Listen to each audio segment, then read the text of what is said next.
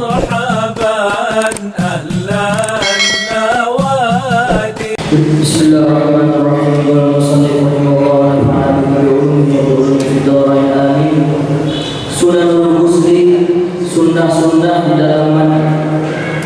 Katsirun minha, banyak di antara sunnah-sunnah tersebut. Yang pertama, at-tasmiyatu, membaca bismillah. الفاتحة إلى روح سيدنا وحبيبنا وشفيعنا رسول الله محمد بن عبد الله وعلى آله وأصحابه وأزواجه وذرياته وأهل بيته أجمعين، خصوصا إلى روح سيدنا أحمد بن عيسى المهدي الفقيه المقدم محمد بن علي وعلي وأصول وفروعهم أن الله يرد درجاتهم في الجنة يكفر مصوباتهم ويضاعف حسناتهم ويحفظنا بجميع ينفعنا بهم ويعيد علينا من بركاتهم وأسرارهم وأنوارهم وعلومهم ونفحاتهم في الدين والدنيا والآخرة. الفاتحة. بسم الله الرحمن الرحيم. الحمد لله رب العالمين الرحمن الرحيم مالك يوم الدين إياك نعبد وإياك نستعين صراط المستقيم صراط الذين أنعمت عليهم غير المغضوب عليهم ولا الضالين آمين. بسم الله الرحمن الرحيم. السلام عليكم ورحمة الله وبركاته.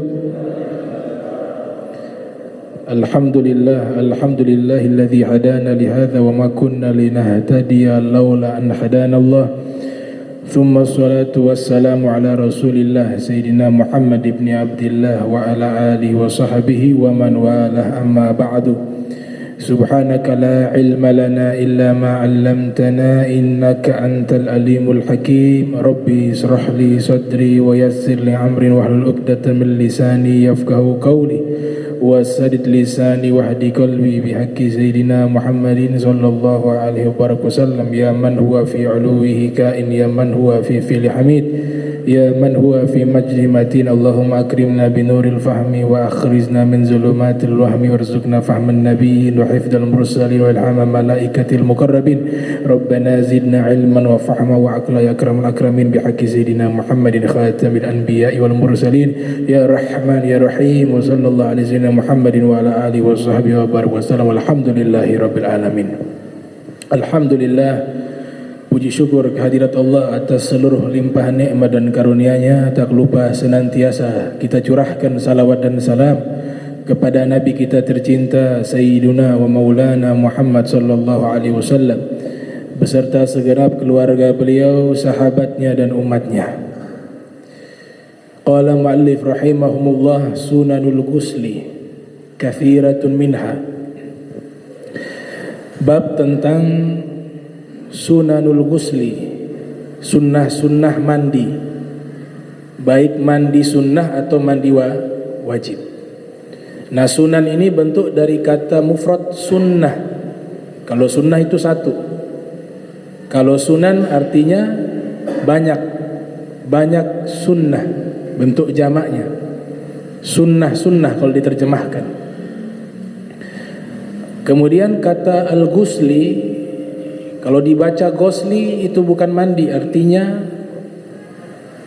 mengusap, membasuh, itu ghusli. Kalau awalnya dhamma, ghuslu misalnya, itu artinya mandi di dalam bahasa Arab. Sunnah-sunnah mandi banyak, kathiratun minha. Di antaranya yang pertama, tasmiyah, membaca bismillahirrahmanirrahim, namun tidak dilafatkan. Kenapa tidak dilafatkan? Karena posisinya di kamar mandi, cukup di dalam hati, atau dilafatkan tidak keras sekiranya dia bisa mendengar sedikit, berbeda dengan bacaan di luar kamar mandi. Yang penting tidak sampai keluar daripada lafaz bismillahirrahmanirrahim. Karena setiap perkara yang baik itu disunnahkan mengucapkan bismillah. Kullu amrin dzibalin la yubda'u bi bismillahirrahmanirrahim fahuwa aqta', kata Nabi. Seluruh perkara yang baik tidak dibaca bismillahirrahmanirrahim, maka pahalanya atau keberkahannya terputus. Maka seluruh perkara yang baik kita disunnahkan mengawali membaca bismillahirrahmanirrahim. Mau makan perkara baik, baca bismillahirrahmanirrahim. Jadi dikatakan doa yang begitu banyak diriwayatkan di dalam kitab Riyadul Jannah. Ada satu kitab berjudul Riyadul Jannah, karya Syekh Yusuf An-Nabhani. Kitab tersebut berisikan doa-doanya Nabi. Juga disebutkan dalam kitab Al-Azkar karya Imam Nawawi. Juga di situ disebutkan doa-doa Nabi kita Muhammad SAW, mulai dari bangun tidur sampai tidur lagi. Nah, doa Nabi yang begitu banyak, kalau kita tidak bisa hafal, minimal doa yang kita baca bismillahirrahmanirrahim. Itu kata Imam Nawawi dalam syarah Al-Azkar An-Nawawiyah. Kita gak hafal beberapa doa yang panjang, masuk kamar mandi misalnya tidak hafal, kita hanya hafal bismillah, minimal baca bismillahirrahmanirrahim. Maka bismillahirrahmanirrahim ini termasuk sunnah ketika mau mandi. Sunnah ketika mau mandi, tapi dengan catatan tidak ditalaffuz, tidak dilafatkan. Kemudian yang kedua, sunnah yang kedua daripada mandi adalah as-siwaku, bersiwak. Nah, ternyata sunnah yang kedua juga adalah as-siwak, bersiwak. Jadi siwak yang paling afdal disebutkan oleh Syekh Nawawi Al-Bantani dalam kitabnya Nihayatuz Zain, itu min arok, dari kayu arok. Jadi siwak itu segala sesuatu yang kita gunakan untuk menggosok gigi namanya siwak. Jadi siwak bukan benda tapi perbuatan. Nah, siwak, menggunakan siwak yang paling terbaik yang disebutkan di dalam kitab-kitab syama'il seperti kitab Muntahasul, syarah daripada Wasailul Wusul ila Syama'il Rasul, itu menyebutkan Nabi biasa menggunakan kayu arok. Nabi yang biasa menggunakan kayu arok. Maka ketika siwak dari kayu arok memiliki nilai lebih. Kenapa nilai lebih? Karena Nabi sering menggunakan siwak dari kayu arok. Saking pentingnya siwak, disebutkan di dalam beberapa hadis, sunnahnya bukan hanya di dalam mandi saja, tapi mau wudu juga bersiwak. Ada hadis diriwayatkan di dalam kitab Al-Imam An-Nasa'i yang lahir tahun 215 Hijriah, meninggal 303 Hijriah. Rasulullah SAW bersabda, "Laula an asyqa ala ummati la amartuhum bisiwak inda kullil wudu." Seandainya saya tidak memberatkan umat saya, maka saya akan perintahkan mereka menggunakan siwak tiap kali berwudu. Di dalam kitab Sahihul Bukhari dan Sahih Muslim juga disebutkan riwayat, laula an asyqa ala ummati la amartuhum bisiwak inda kulli salat, atau kama qala Nabi. Dalam riwayat yang lain diperintahkan, seandainya saya tidak khawatir memberatkan umat saya, maka saya akan perintahkan mereka menggunakan siwak tiap kali mau sholat. Ini muttafaqun alaih. Muttafaqun alaih. Riwayat yang lainnya disebutkan oleh Imam Baihaqi yang lahir tahun 384 Hijriah, meninggal 456 Hijriah. Dalam kitab Sunan beliau, Rasul sallallahu alaihi wasallam beliau bersabda, "Salatun bisiwakin khairun min sab'ina salatan bila siwak." Sekali salat menggunakan siwak jauh lebih baik dari 70 kali salat tanpa siwak. Nah, ini memang Imam Al-Waqidi mengatakan hadis ini lemah. Beberapa ulama mengkritisi hadis ini, sanadnya lemah karena ada namanya Ishaq. Ishaq ini termasuk seorang rawi yang lemah. Namun ada hadis yang menguatkan, muttafaqun alaih, di mana Nabi juga memerintahkan bersiwak ketika mau sholat. Kemudian di dalam Musnad Ahmad bin Hanbal yang lahir tahun 164 Hijriah, meninggal 241 Hijriah, Rasulullah sallallahu alaihi wasallam bersabda bahwa as-siwak matharatun lil fam wa mardatun lirrabb.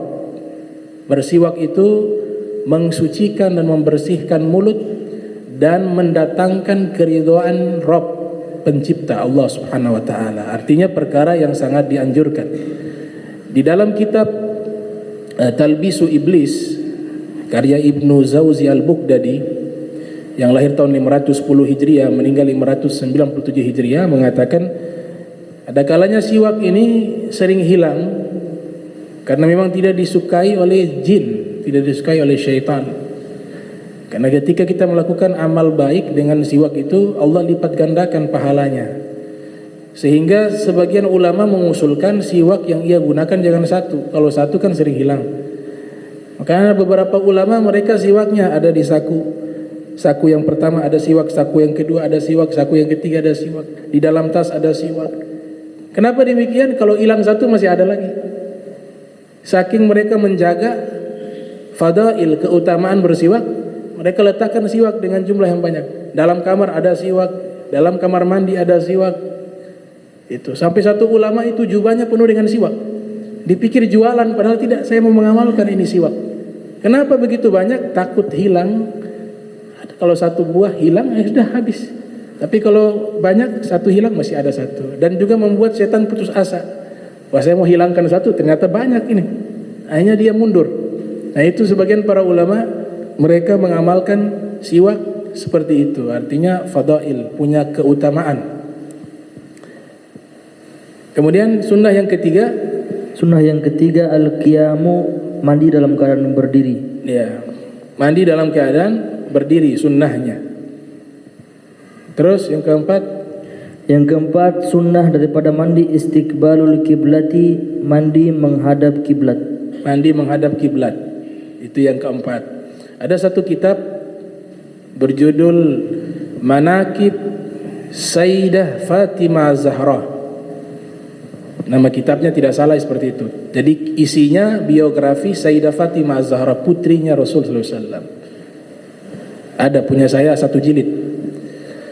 Kitab tersebut juga membuat satu ilustrasi rumah Nabi seperti apa sih? Rumahnya Nabi Muhammad. Ternyata dibuat gambaran semacam, kalau arsitek membuat skema dengan gambar, maka di kitab itu juga coba menggambarkan rumah Rasul. Bagian kamar mandi ataupun bagian toilet yang ada di luar rumah itu disebutkan tidak menghadap kiblat, khususnya WC, dan tidak membelakangi kiblat. Tidak menghadap kiblat dan tidak membelakangi kiblat. Kemudian rumahnya Nabi itu ketika masuk ke rumah Rasul berdasarkan skema tersebut itu tidak langsung tembus pintu luang keluarga, tidak ada, tidak tembus di situ. Pintu kamar tidak, tapi masuk langsung dinding. Jadi kalau orang dari luar dia menghadap ke pintu rumah Nabi Sallallahu Alaihi Wasallam, maka yang dia lihat adalah dinding kalau zaman sekarang. Kemudian ruang pribadi, ruang kamarkah itu, ruang keluarga justru berada di belakang. Nah, rumah yang dibangun oleh Nabi ini bersama Sayyidatuna Khadijah ini bukan asal dibangun, tapi berdasarkan perintahnya Allah Subhanahu wa taala. Kenapa demikian? Karena selalu disebut kata bait ketika berbicara dengan Nabi, dengan keluarganya, Ahlul Bait. Artinya rumah pun diatur oleh Allah. Ternyata di beberapa tempat rumah Nabi juga ketika pindah ke Madinatul Munawwarah tidak jauh berbeda. Nah, itu skema yang dibuat bisa dilihat di dalam kitabnya biografi Sayyidah Fatimah Az-Zahra. Dalam kitab Sayyidah Fatimah Az-Zahra alaihissalam menggambarkan skema rumah Rasul sallallahu alaihi wasallam. Ada ruang tamu luas. Kemudian juga ada ruang di mana tempat beliau berzikir atau sholat sunnah. Nah, itu juga harus ada, bagus di rumah. Harus ada satu tempat khusus untuk kita gunakan zikir, untuk kita gunakan membaca Al-Quran, untuk kita gunakan sholat sunnah. Sehingga Nabi katakan, la taj'alu buyutakum maqabirah. Nabi katakan dalam hadis, jangan kalian jadikan rumah kalian seperti kuburan. Makna kuburan apa? Dalam rumah itu tidak diisi dengan kebaikan. Tidak ada sholat sunnah di dalamnya, tidak ada membaca Al-Quran di dalamnya, tidak ada zikir di dalamnya. Maka rumah ini seperti kuburan. Nabi katakan jangan jadikan rumah kalian seperti kuburan. Dalam riwayat yang lain Nabi bersabda, nawwiru buyutakum bitilawatil Quran. Berikanlah cahaya di rumah kalian dengan banyak membaca Al-Quran. Jadi ruangan tersebut khusus itu akan membantu kita untuk kita membaca Al-Quran, untuk kita membaca kitab, atau kita sholat sunnah. Itu harus ada ruangan khusus di dalam rumah gitu. Dan itu banyak kaum solihin rumahnya seperti itu. Di situ diletakkan tasbih. Dan juga ada waktu tafakur, merenung sesaat, bagaimana nih setelah saya meninggal dunia, apa kira-kira amalan yang saya andalkan. Kita harus punya satu amalan yang menjadi andalan kita. Itu sehingga kaum solehin terdahulu, mereka itu saking hebatnya di dalam mengintrospeksi diri, mereka menghisap bahkan seluruh anggota tubuh mereka. Itu seorang guru bernama Syekh Ali Khawas. Syekh Ali Khawas ini adalah guru dari Abdul Wahab Sya'rani. Disebutkan dalam kitab Al-Qirtas karya Al-Habib Ali bin Hasan Al-Attas. Kata Abdul Wahab Sya'rani, kana Sayyidi Ali Khawas yatafaqqadu a'da'ahu min ra'sihi ila qadamihi kulla yawmin sabahan wa masa'. Guru saya Sayyid Ali Khawas setiap hari introspeksi seluruh tubuhnya di waktu pagi dan sore, mulai dari tangan dan seterusnya. Tangan, hari ini dosa apa yang kau lakukan? Ayo minta ampun. Mata, lidah, kaki. Sehari 2 kali beliau hanya sendiri merenung. Ini dosa lisan, hari ini apa yang kau lakukan? Dosa apa? Kemudian amalan apa yang kau lakukan hari ini lisan? Wahai mata, begitu seterusnya. Sobahan wa masa, waktu pagi dan waktu sore. 2 kali. Dan beliau katakan, innal istighfara yudfi'u ghadabal jabbar. Sesungguhnya istighfar itu, meminta ampun kepada Allah atas dosa-dosa kita, itu memadamkan kemurkaannya Allah. Yang tadinya Allah marah kepada kita, ketika kita istighfar, maka kemarahan itu akan hilang. Itu. Kemudian sunnah berikut ghuslul kaffain, membasuh kedua telapak tangan. Ya. Mencuci atau membasuh kedua telapak tangan. Kemudian yang berikut al-madmadatu wal istinsyaku, yaitu berkumur-kumur dan memasukkan air ke hidung lalu mengeluarkannya. Iya. Jadi agama Islam sudah mengajarkan tuh. Ya, kalau protokol sekarang mengatakan cuci tangan, kumur-kumur, bersihkan hidung dan seterusnya, misalnya banyak cuci tangan, ini sudah diajarkan cuci tangan. Bahkan istinsyak, menghirup air sampai ke pangkal hidung. Kemudian istinfar, dikeluarkan, dihirup kemudian dikeluarkan. Itu membersihkan bakteri yang ada di dalam hidung. 7. Ayyabula qabla al-ghusli in kana min khurujil mani, yaitu agar dia kencing sebelum mandi apabila ada keluar mani sebelumnya. Nah, ini diajarkan oleh Al-Habib Ahmad bin Hasan Al-Attas dalam kitab Tazkirun Nas. Jadi orang yang, mohon maaf, berhubungan suami istri, selesai itu jangan langsung dia mandi, tapi dia tunggu dulu kencing, selesai kencing baru mandi janabah. Karena sebagian ulama mengatakan ketika dia belum kencing maka masih ada sisa air mani yang di dalam kemaluannya. Al-ihtiyat fil ibadah yang bagi lil muslimin. Maka hati-hati di dalam perkara ini jauh lebih utama. Jangan dulu mandi janabah terkecuali sudah kencing dulu. Ketika sudah kencing maka otomatis kencing itu akan mengeluarkan sisa-sisa air mani yang bersembunyi di dalam kelamin kita. Sudah keluar semua baru mandi. Makanya di sini katakan sunnah, tapi sebagian ulama mengatakan wajib. Karena khawatir masih ada sisa. Jadi jangan langsung mandi janabah. Dalam keadaan janabah jangan langsung mandi janabah. Dan dianjurkan semua, termasuk perempuan yang haid dan seterusnya. Kencing dulu baru mandi. Ada kitab namanya Kashful Gummah an Jamil Ummah. Di situ ada isyarat dari Abdul Wahab Sya'rani, figi tasawuf, figi sufi. Jadi kencing dulu, sudah bersih semuanya, selesai kencing baru mandi janabah. Nah itu cara yang paling al-ihtiyat, paling hati-hati. Kalau di dalam kitab mazhab Syafi'i, para fuqaha menyatakan sunnah sebelum mandi itu harus ke kencing. Terus izalatul qadari qablahu, menghilangkan kotoran sebelum mandi. Iya. Jadi menghilangkan dulu kotoran-kotoran baru mandi. Kemudian al-wudu'u qablahu aw ba'dahu aw athna'uhu, yaitu berwudu sebelum mandi atau sesudah mandi atau pertengahan sedang mandi. Nah, sunnah juga ketika mandi wudu. Bisa sebelum mandi. Jadi sebelum mandi wudu dulu baru mandi. Mandi sunnah atau mandi besar, mandi janabah. Atau bisa di tengah-tengah. Atau bisa juga sesudah mandi baru wudu. Terus ta'ahudul ma'atif ay al-amakinul lati yukhsha adamu wusulil ma'i ilaiha, menggosok bagian lipatan kulit atau tempat-tempat yang dikhawatirkan air tidak sampai kepada kulit tersebut. Nah ini lipatan-lipatan kulit harus kita gosok, takut air tidak sampai kepada kulit tersebut.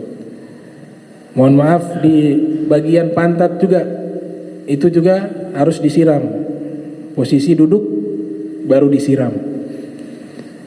Ketiak ini juga wajib untuk sampainya air kepadanya. Maka ini bagian-bagian yang ada lipatan-lipatan itu harus kita ta'atuf, kita menyela-nyelainya, menggosok-gosoknya, begitu. Karena ini mandi janabah.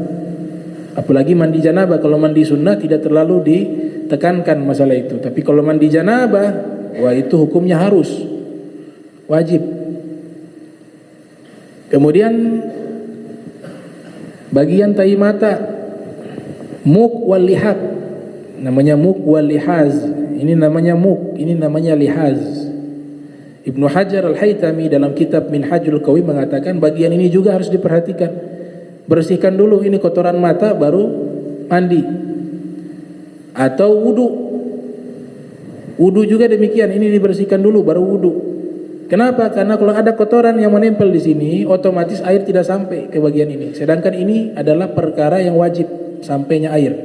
Lihaz mu'kun. Ini namanya mu'kun, namanya lihaz. Kedua-duanya ini dibersihkan dulu baru wudu, atau kalau yang mau mandi wajib bersihkan dulu baru mandi wajib. Kemudian ketika mandi lebih afdol itu mata jangan ditutup untuk pertama, siraman pertama, agar bagian-bagian yang ini kena air. Tapi kalau kita tutup mata maka tertutup, air tidak sampai. Padahal yang ini juga wajib. Yang bagian-bagian pinggiran mata ini juga wajib. Itu dijelaskan oleh Imam Al-Mawardi dalam kitabnya Al-Hawi, Ensiklopedia Fiqih Syafi'i, ketika menjelaskan mukhtasarnya Al-Muzani, murid daripada Imam Syafi'i. Ya, 19 jilid kitab. Jadi ini dibersihkan kotoran-kotoran, mu'kun walihaz. Wudu juga demikian. Apalagi bangun sholat subuh. Nah itu harus dibersihkan dulu baru wudu. Seandainya dia wudu kemudian ada sisa tai mata, maka dipastikan tadi wudunya itu tidak sampai air. Hukum aslinya tidak sah. Tapi karena tidak tahu selama ini dimaafkan. Nama juga tidak tahu. Tapi ketika sudah tahu, maka ini kotoran harus dibersihkan. Itu pernyataan Ibnu Hajar Al-Haytami dalam kitabnya Syarah Muqaddimah Hadramiyah. Juga Al-Imam Nawawi dalam kitab Al-Majmu' ala Syarih Muhadzab Juga Imam Romli dalam kitabnya Nihayatul Muhtaj, ulama besar 3 mazhab Syafi'i menekankan masalah itu. Terus yang berikut takhlilu sya'ri, menyela-nyela bagian rambut. Menyela-nyelai bagian rambut. Ya, rambut di takhlil, disela-selai. Jenggot juga dan seterusnya. Terus Adalku, menggosok. adalku, gosok-gosok. Bukan hanya usap tapi digosok. Biar dia punya daki dan kotoran itu terangkat. Summa At-tayamunu, mendahului anggota badan bagian kanan. kalau mau nyiram mulai dari sisi kanan, sunnahnya sisi kanan. Setelah itu bebas. At-taslisu, melaksanakannya 3 kali. 3 kali kalau sudah yakin bersih. Kalau belum yakin bersih tambah boleh dengan hitungan ganjil. Innallaha witrun yuhibbul witra fa'autiru, kata Nabi sallallahu alaihi wasallam, sesungguhnya Allah maha ganjil, mencintai yang ganjil. Makanya ada namanya salat ganjil, salatul witir. Salat ganjil namanya. Allah cinta yang ganjil. Thumma Al-muwalatu, agar tidak ada jeda yang terlalu panjang. Nyambung siraman ke-1 dengan kedua dan seterusnya. Al-muwalah, berkesinambungan. Thumma Ayaghtasila masturul aurati, agar dia mandi dalam keadaan tertutup aurat. Nah, ini jarang dipraktekkan tapi ini sunnah, yaitu mandi tidak telanjang bulat, tapi harus ada kain khusus, ya, kain khusus sehingga auratnya tidak terbuka. Ada di tafsir Tobari itu menyatakan, Imam Hasan Al-Basri mengatakan malaikat itu selalu menemani kita kecuali di 2 keadaan, inda jima'ihi wa inda khalaihi, atau inda ghaitihi. Di saat berhubungan biologis malaikat tidak ikut dengan istri, dan di saat buang air besar malaikat tidak. Ketika malaikat tidak hadir, yang hadir adalah jin. Kalau tidak baca doa, dia bisa saksikan itu. Maka adab ini juga bukan kepada manusia saja, tapi kepada bangsa jin. Sehingga Nabi ajarkan kepada para sahabat, kita kalau mau telanjang, mau buka pakaian, mau buka baju dalam kamar, itu Nabi ajarkan doa. Padahal dalam kamar tidak ada orang, tidak ada manusia. Adanya apa? Adanya jin. Kalau doa ini tidak kita baca, jin melihat auratnya kita. Sehingga Nabi katakan, diriwayatkan oleh Ibnu Umar, "Idza nadza'a ahadukum thawbahu falyaqul Bismillahilladzi la ilaha illa hu." Bismillahilladzi la ilaha illa hu. Fa innahu sitrun lahu fima bainahu baina syaitan. Kata Nabi, apabila seorang di antara kalian melepaskan pakaiannya, mau ganti pakaian, telanjang bulat, maka bacalah doa Bismillahilladzi la ilaha illa hu. Ketika doa ini telah dibaca, maka doa ini akan menjadi sitrun, pelindung baginya dengan syaitan. Artinya syaitan tidak bisa lihat lagi dia telanjang. Itu diriwayatkan oleh Ibnu Umar. Disebutkan juga oleh Imam Nawawi dalam kitab Al-Azkar An-Nawawiyah. Itu. Maka ketika mandi juga kita harus punya kain khusus untuk digunakan mandi sehingga tidak telanjang bulat. Itu yang paling bagus. Ya, kemudian juga Islam mengajarkan tuhurun, kesucian dari segala aspek, kesucian pikiran, kesucian hati. Bahkan dikatakan ketika buang air besar juga jangan melihat kotoran kita. Karena melihat kotoran itu merusak kekuatan akal. Melihat sesuatu yang tidak baik itu merusak kekuatan akal. Dalam kitab Ta'lim Muta'allim disebutkan di antara sebab-sebab yang membuat hafalan kita menjadi rusak, sulit untuk menghafal, itu karena sering melihat kotorannya sendiri. Subhanallah. Ajaran yang begitu mulia, ya, begitu suci, begitu bersih. At-taharatu syatrul iman. Kesucian separuh daripada keimanan, kata Nabi sallallahu alaihi wasallam. Makanya ini sunnah ayat tasila mastural aurat. Disunnahkan ketika mandi menutup dirinya dengan aurat. Menutup dirinya daripada auratnya dia. Mastural aurat.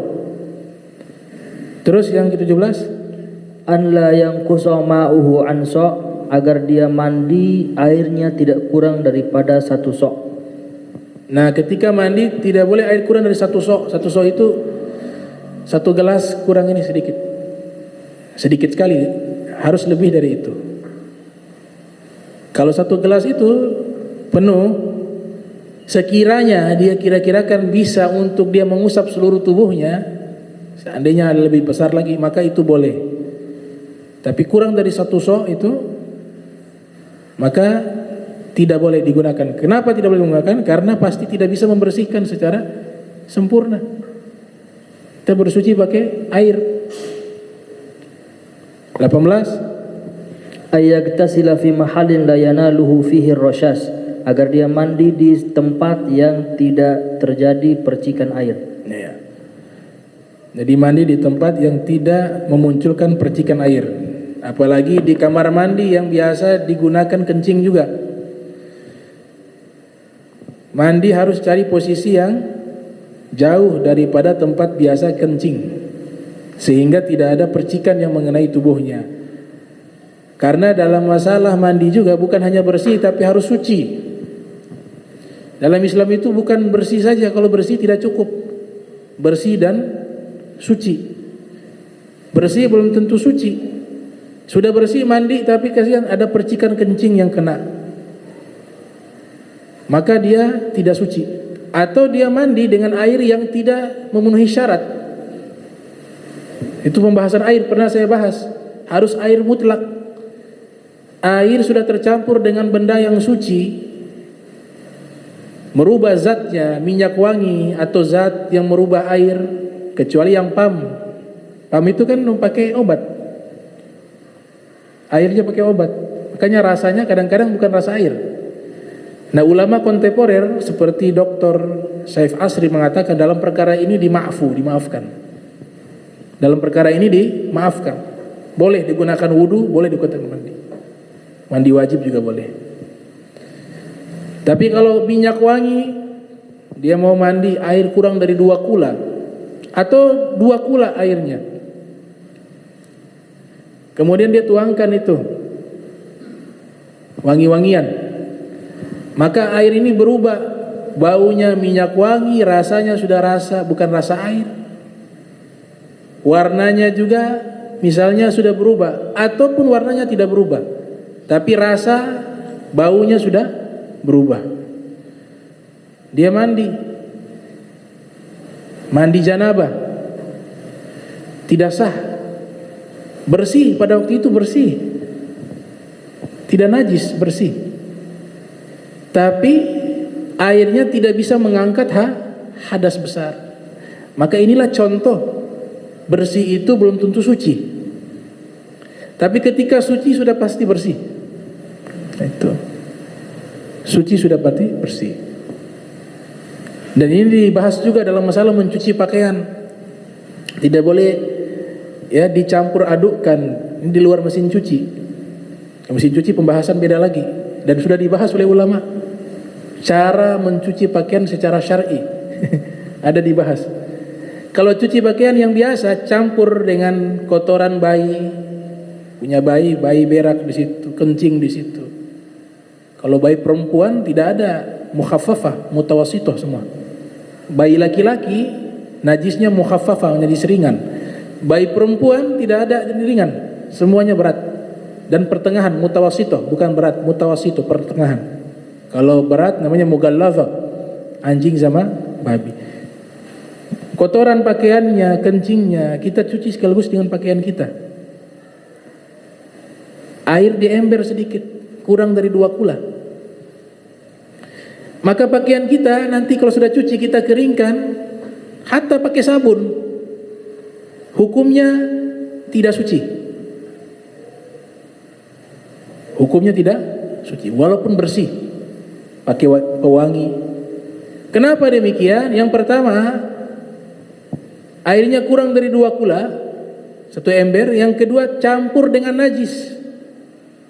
Apalagi airnya sudah dituangkan sabun terlebih dahulu lagi, lebih parah lagi. Maka dipisah. Pakaian yang terkena najis dipisah cuciannya, dan jangan ditaruh sabun terlebih dahulu, dibersihkan dulu dengan air.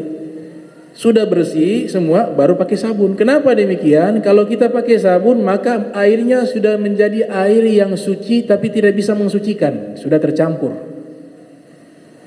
Itu. Pakai air biasa dulu. Setelah bersih baru pakai sabun. Nah, kalau mesin cuci beda lagi. Mesin cuci kan sudah ada aturan otomatis di situ. Sabunnya di mana itu. Tapi mesin cuci itu biasanya yang keluar air dulu, sabun belakangan. Nah, diusulkan juga ketika mencuci yang pakaian najis jangan dicampur adukkan dengan pakaian yang suci ketika mencuci di dalam mesin cuci. Ini kita harus perhatikan karena bab toharoh, bab tentang kesucian. Kelihatan bersih padahal tidak suci. Ya, wallahu alam bisawab.